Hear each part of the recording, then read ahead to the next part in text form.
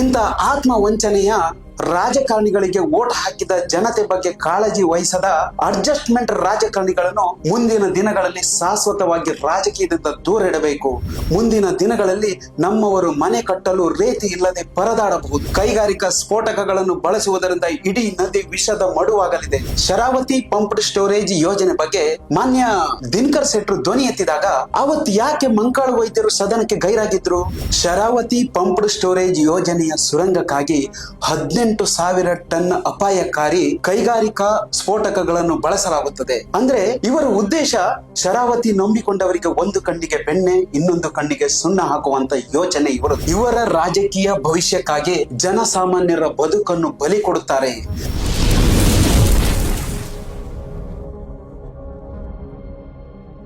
ನಮಸ್ತೆ.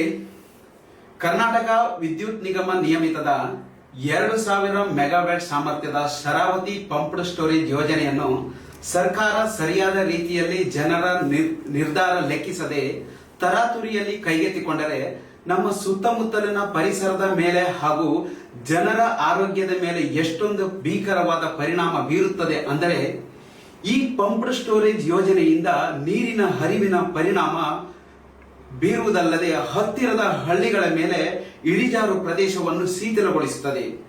ಜೊತೆಗೆ ಅಂತರ್ಜಲ ಹರಿವಿನ ಮೇಲೆ ವ್ಯತ್ಯಾಸ ಉಂಟಾಗುತ್ತದೆ. ಇದರಿಂದ ನೇರವಾಗಿ ಅಭಯಾರಣ್ಯದ ಹಸಿರು ಕವಚದ ಮೇಲೆ ಘೋರವಾದ ಪರಿಣಾಮ ಬೀಳುತ್ತದೆ. ಶರಾವತಿ ಕೊಳ್ಳದ ಸಿಂಗಳಿಕ ಅಭಯಾರಣ್ಯದಲ್ಲಿ ಕರ್ನಾಟಕ ಪಶ್ಚಿಮ ಘಟ್ಟಗಳಿಗೆ ಸೀಮಿತವಾದ 730 ಸಿಂಗಳಿಕ ನೆಲೆ ನಾಶವಾಗಲಿದೆ. ಈ ಯೋಜನೆಗಾಗಿ 16,000ಕ್ಕೂ ಮೇಲ್ಪಟ್ಟ ಮರಗಳನ್ನು ಕಡಿಯುತ್ತಾರೆ. ದೊಡ್ಡ ಮಂಗಟ್ಟೆ, ಕಾಟೆ, ಕಾಳಿಂಗ, ಚಿರತೆ, ಚಿಪ್ಪುಹಂದಿಯಂತಹ ಅಪರೂಪದ ಆವಾಸ ಸ್ಥಾನ ನಾಶವಾಗಲಿದೆ. ಶರಾವತಿ ಪಂಪ್ಡ್ ಸ್ಟೋರೇಜ್ ಯೋಜನೆಯ ಸುರಂಗಕ್ಕಾಗಿ 18,000 ಟನ್ ಅಪಾಯಕಾರಿ ಕೈಗಾರಿಕಾ ಸ್ಫೋಟಕಗಳನ್ನು ಬಳಸಲಾಗುತ್ತದೆ. ಈ ಸ್ಫೋಟಕ ಬೆರೆತ ವಿಷಭರಿತ ಲಕ್ಷಾಂತರ ಟನ್ಗಳಷ್ಟು ತ್ಯಾಜ್ಯ ಇದರಿಂದ ಸೃಷ್ಟಿಯಾಗಲಿದೆ. ಈ ವಿಷ ತ್ಯಾಜ್ಯ ಶರಾವತಿ ನದಿ ಅಂತರ್ಜಲ ಮತ್ತು ತೋರೆಗಳಿಗೆ ಸೇರಿ ವಿಷವಾಗುವುದರ ಮೂಲಕ ಜಲಚರಗಳಿಗೆ, ಕೃಷಿ ಕ್ಷೇತ್ರಕ್ಕೆ, ಕುಡಿಯುವ ನೀರಿನ ಮೂಲಕ್ಕೆ ಮತ್ತು ಒಟ್ಟಾರೆಯಾಗಿ ಸಾರ್ವಜನಿಕ ಆರೋಗ್ಯದ ಮೇಲೆ ದುಷ್ಪರಿಣಾಮ ಬೀರಬಹುದು. ಸಂಪೂರ್ಣ ಯೋಜನೆಯಲ್ಲಿ ಮರಳು ಗಣಿಗಾರಿಕೆ ಅತಿ ಹೆಚ್ಚು ಅಪಾಯಕಾರಿಯಾಗಿದೆ ಮತ್ತು ವಿನಾಶಕಾರಿಯಾಗಿದೆ. ಉದ್ದೇಶಿತ ಮರಳು ಗಣಿಗಾರಿಕೆ ಪ್ರದೇಶವು ಶರಾವತಿ ಸಿಂಗಳಿಕ ಅಭಯಾರಣ್ಯದ ಸೂಕ್ಷ್ಮ ಪ್ರದೇಶದಲ್ಲಿ ಬರುತ್ತಿದ್ದು, ಈ ಪ್ರದೇಶವನ್ನು ಅರಣ್ಯೇತರ ಪ್ರದೇಶಗಳಿಗೆ ಬಳಸುವಂತಿಲ್ಲ. ಯೋಜನೆಗೆ ಅಗತ್ಯವಿರುವಷ್ಟು ಮರಳನ್ನು ಶರಾವತಿ ನದಿಯಿಂದ ಎತ್ತಿದರೆ ಶರಾವತಿ ನದಿಯನ್ನು ನಂಬಿಕೊಂಡವರ ಬದುಕು ನಾಶವಾಗಲಿದೆ. ಜೊತೆಗೆ ನದಿ ಹರಿವಿನ ಪಥ ಬದಲಾಗಲಿದೆ.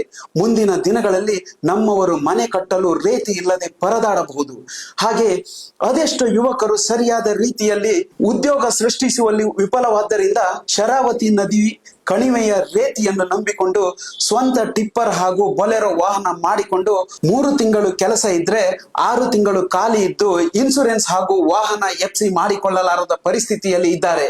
ಮುಂದೆ ಇವರ ಬದುಕು ಕೂಡ ಸಾಲದ ಸೂಲೆಯಲ್ಲಿ ಮುಳುಗಿ ಹೋಗಲಿದೆ. ಕೈಗಾರಿಕಾ ಸ್ಫೋಟಕಗಳನ್ನು ಬಳಸುವುದರಿಂದ ಇಡೀ ನದಿ ವಿಷದ ಮಡುವಾಗಲಿದೆ. ಶರಾವತಿ ಕೊಳ್ಳದ ಗುಡ್ಡಗಳು ಹಂತ ಹಂತವಾಗಿ ಕುಸಿಯಲಿದೆ.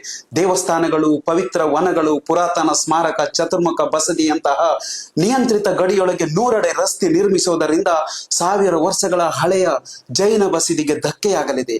ಕೆಪಿಟಿಸಿಎಲ್ ವಿದ್ಯುತ್ ಸೋರಿಕೆಯನ್ನು ತಡೆಗಟ್ಟಿ ಒಂದು ಎಲೆಯನ್ನು ನಾಶ ಮಾಡದೆ ಬ್ಯಾಟರಿ ಶಕ್ತಿ ಶೇಖರಣಾ ವ್ಯವಸ್ಥೆಯಂತಹ ಯೋಜನೆ ತಂದು ಶರಾವತಿ ನದಿಯನ್ನು ರಕ್ಷಿಸಬಹುದು. ಸದ್ಯ ಅಧಿವೇಶನದಲ್ಲಿ ನಮ್ಮ ಜಿಲ್ಲೆಯ ಹಾಗೂ ಶರಾವತಿ ಪಂಪ್ಡ್ ಸ್ಟೋರೇಜ್ ಯೋಜನೆ ಬಗ್ಗೆ ಮಾನ್ಯ ದಿನಕರ್ ಶೆಟ್ರು ಧ್ವನಿ ಎತ್ತಿದಾಗ ಅವತ್ತು ಯಾಕೆ ಮಂಕಾಳು ವೈದ್ಯರು ಸದನಕ್ಕೆ ಗೈರಾಗಿದ್ರು? ಒಂದು ವೇಳೆ ದಿನಕರ್ ಶೆಟ್ರು ಜೊತೆ ಮಂಕಾಳು ವೈದ್ಯರು ಸೇರಿ ಈ ಯೋಜನೆಯ ಬಗ್ಗೆ ಹಾಗೂ ಜಿಲ್ಲೆಗೆ ಆಗುತ್ತಿರುವ ಅನ್ಯಾಯದ ಬಗ್ಗೆ ಮಾತನಾಡಬಹುದಿತ್ತಲ್ವಾ? ಅಧಿವೇಶನದಲ್ಲಿ ಮಾತನಾಡಿದ ಮಂಕಾಳು ವೈದ್ಯರು ಜಿಲ್ಲೆಯಲ್ಲಿ ಪ್ರೆಸ್ ಮೀಟ್ ಮಾಡಿ ಓಲೈಕೆ ಮಾತನಾಡುತ್ತಾರೆ.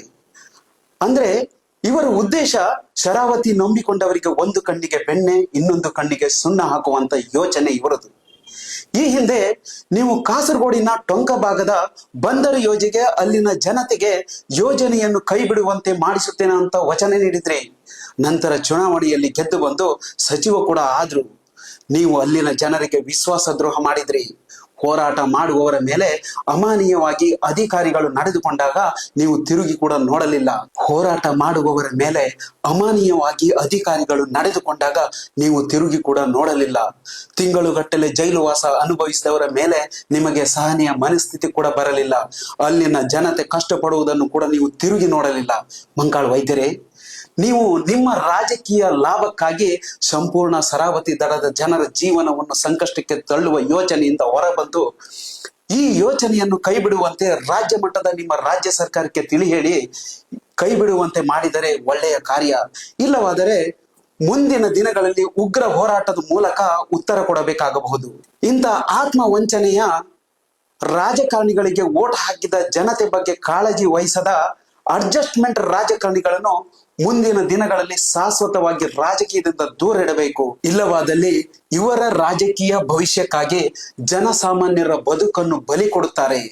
ಆದ್ದರಿಂದ ಶರಾವತಿ ನದಿ ಕಣಿವೆ ಉಳಿಸಿಕೊಳ್ಳಬೇಕಾದದ್ದು ನಮ್ಮ ಉತ್ತರ ಕನ್ನಡ ಜಿಲ್ಲೆಯ ವಿವಿಧ ಸಂಘ ಸಂಸ್ಥೆಗಳು, ಎಲ್ಲ ಸಮುದಾಯಗಳು ಹಾಗೂ ಮುಖ್ಯವಾಗಿ ಪ್ರಮುಖ ಕಾಲೇಜು ವಿದ್ಯಾರ್ಥಿಗಳು ಹೆಚ್ಚಿನ ಮಹತ್ವ ಕೊಟ್ಟು ಇದನ್ನ ಕಾರ್ಯರೂಪಕ್ಕೆ ತರದಂತೆ ಎಲ್ಲರೂ ಒಟ್ಟಾಗಿ ವಿರೋಧಿಸಿದರೆ ಮುಂದಿನ ದಿನಗಳಲ್ಲಿ ಪ್ರಕೃತಿ ವಿಕೋಪದಿಂದ ಸಂಕಷ್ಟಕ್ಕೆ ಜಾರುವುದನ್ನು ತಪ್ಪಿಸಬಹುದು. ಆತ್ಮೀಯ ಬಂಧುಗಳೇ, ಇದೇ ಸೆಪ್ಟೆಂಬರ್ 18ರಂದು ಬೆಳಿಗ್ಗೆ 10 ಗಂಟೆಗೆ ಗೇರುಸೊಪ್ಪ ಶ್ರೀ ಗುತ್ತಿಕನ್ನಿಕಾ ಪರಮೇಶ್ವರಿ ದೇವಸ್ಥಾನ ಸಭಾಭವನದಲ್ಲಿ ಮಾನ್ಯ ಜಿಲ್ಲಾಧಿಕಾರಿಗಳು ಅಹವಾಲು ಸ್ವೀಕರಿಸಲಾಗುವುದು. ನಮ್ಮ ಶರಾವತಿ ಉಳಿವಿಗಾಗಿ ಹಾಗೂ ಹೊನ್ನಾವರ ಜನತೆಯ ಹಾಗೂ ಅಲ್ಲಿನ ಮಕ್ಕಳ ಹಿತದೃಷ್ಟಿಗೋಸ್ಕರ ನಾನು ಕೂಡ ಬರುತ್ತೇನೆ. ತಾವು ಕೂಡ ಹೆಚ್ಚಿನ ಸಂಖ್ಯೆಯಲ್ಲಿ ಬಂದು ಸಹಕರಿಸೋಣ. ಒಂದು ವೇಳೆ ಈ ವಿಷಯದಲ್ಲಿ ಯಾವುದೇ ರಾಜಕೀಯ ವ್ಯಕ್ತಿಗಳ ಒತ್ತಡದಿಂದ ತಾವು ಬರದೆ ಮುಂದೊಂದು ದಿನ ಅಲ್ಲಿ ಜನರ ಸಂಕಷ್ಟ ನೋಡಲಾಗದೆ I am stand with Sharavathi, I am stand with Uttara Kannada, I am stand with Gersoppa ಅಂದ್ರೆ ಅದಕ್ಕೆ ಬೆಲೆ ಇರಲಾರದು. ದಯವಿಟ್ಟು ಅದೊಂದು ದಿನ ನಿಮ್ಮೆಲ್ಲರ ಕೆಲಸಗಳನ್ನು ಬದಿಗಿಟ್ಟು ಅಲ್ಲಿಯ ಮಕ್ಕಳ ಉತ್ತಮ ಆರೋಗ್ಯ ಹಾಗೂ ಉಜ್ವಲ ಭವಿಷ್ಯಕ್ಕಾಗಿ ದಾರಿಯಾಗೋಣ. ನಮಸ್ತೆ ಸ್ನೇಹಿತರೆ.